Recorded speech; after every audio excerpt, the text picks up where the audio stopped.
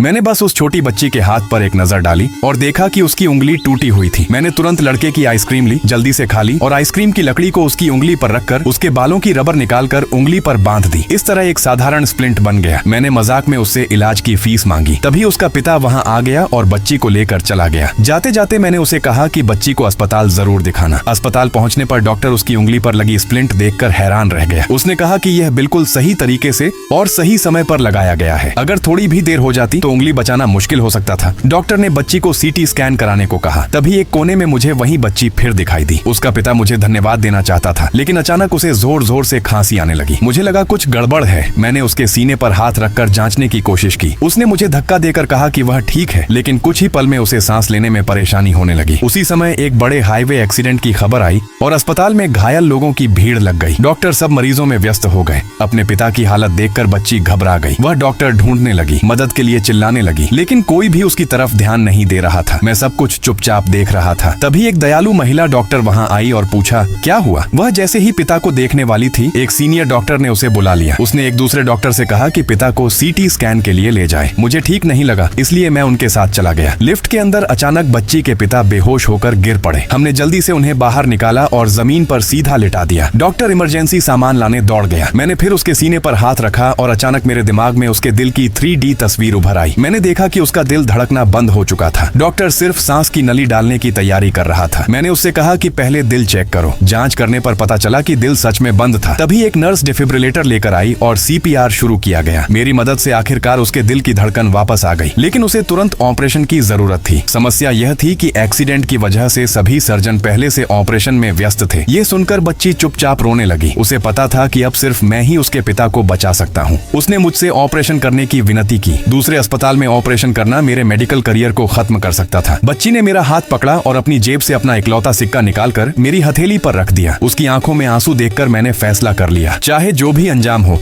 मैं उसकी मदद जरूर करूंगा और उसकी पूरी कोशिश करूंगा।